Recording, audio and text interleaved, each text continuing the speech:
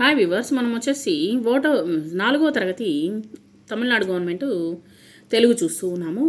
ఇక్కడ ఉపాయము అనేటువంటి లెసను. విజయనగర ప్రజలు ఎలుకల వలన ఎంతో బాధపడుతూ ఉండేవారనమాట. వాటి బాధ నుండి ప్రజల్ని రక్షించడానికి శ్రీకృష్ణదేవరాయలు ఇంటికి ఒక పిల్లిని దాన్ని పెంచమని కావలసినటువంటి పాల కోసము ఒక ఆవును కూడా ఇచ్చాడనమాట ప్రతి ఒక్క ఇంటికి. తెనాలి రామకృష్ణుడికి కూడా ఒక పిల్లితో పాటు ఆవును కూడా ఇచ్చాడు. రామకృష్ణుడు పిల్లికి ఆవు పాలు పోసేవాడు కాదు. ఆ పాలను తమ ఇంటికి వాడుకునేవాడనమాట. ఆకలికి తట్టుకోలేక పిల్లి రామకృష్ణుని ఇంటిలోని ఇరుగు పొరుగు ఇళ్లలోని ఎలుకల్ని పట్టి తినడము మొదలుపెట్టిందనమాట. చివరికి ఎలుకలు కూడా లభించకపోవడంతో ఆహారము దొరకక పిల్లి బాగా చిక్కిపోయిందనమాట. సో ఈ విధంగా గడుస్తూ ఉన్నటువంటి సమయంలో రాయలు తాను ఇచ్చినటువంటి పిల్లుల్ని బాగా పెంచిన వారికి రాబోయేటువంటి పౌర్ణమి రోజు బహుమతి ఇస్తానని ప్రకటించాడనమాట. ఇది విన్న రామకృష్ణుడు ఎంతో భయపడ్డాడు. ఎందుకంటే ఆవు పాలన్నీ హాయిగా తాగేశాము, పిల్లికి ఒక్కనాడైనా పాలు పోయలేదు, సరిగ్గా తిండి కూడా పెట్టలేదు. పిల్లి రేపో మాపో చచ్చేటట్లుంది. రాజు పిల్లిని చూస్తే నన్ను తప్పకుండా శిక్షిస్తాడు. ఏం చేయాలో అర్థం కాలేదనమాట రామకృష్ణుడికి. పౌర్ణమి నాటికి ఎలాగైనా ఈ గండం నుండి బయటపడాలి అని ఆలోచించసాగాడు రామకృష్ణుడు. చివరికి అతనికి ఒక ఉపాయంతో వచ్చింది. రామకృష్ణుడు తన భార్యను బాగా వేడిగా ఉన్నటువంటి పాలను ఒక గిన్నెలో తెమ్మన్నాడు. ఆమె అలాగే తెచ్చింది. పిల్లిని పాలు దగ్గరికి తీసుకుని వెళ్ళాడు.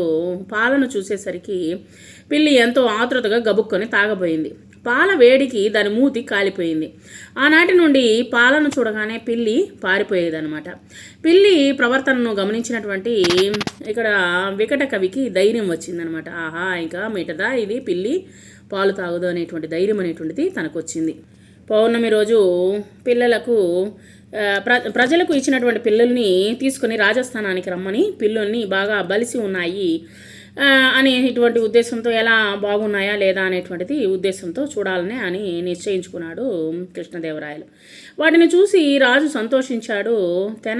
తెనాలి రామకృష్ణుని పిల్లిని చూడగానే రాజుకి చాలా కోపం వచ్చింది. ఎందుకు ఈ పిల్లి మాత్రము ఇలా బక్కచిక్కి ఉంది అని రామకృష్ణుడి ప్రశ్నించాడనమాట. మిగతా పిల్లులన్నీ బాగా పుష్టిగా ఉన్నది, ఈ పిల్లి మటుకు చాలా తగ్గిపోయిందనమాట, పీలగా ఉంది. ప్రభు, ఈ పిల్లిని పెంచడంలో నేను పడినటువంటి తిప్పలు అన్నీ ఇన్ని కావు. అసలు పాలే ముట్టదిది. ఎప్పుడు దీని దృష్టి అంతా ఎలుకల మీదే అన్నాడు.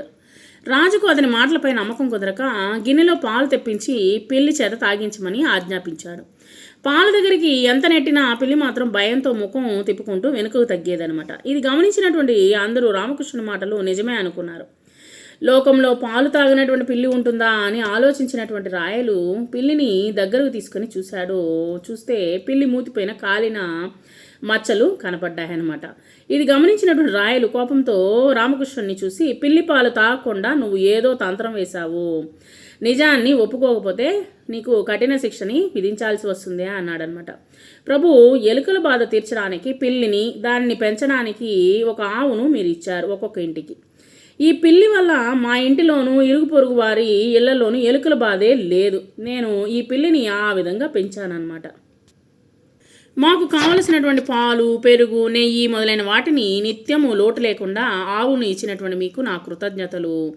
ఇతరుల పిల్లులు చూడండి, బాగా బలిసి నడవడానికి కూడా కష్టపడుతున్నాయి, అని అవి ఎలా ఎలుకల్ని పట్టగలవు? వారి ఇళ్లలో ఎలుకల బాధ తీరేదెప్పుడు అని అడగండి, తీరిందేమో అడగండి అన్నాడనమాట.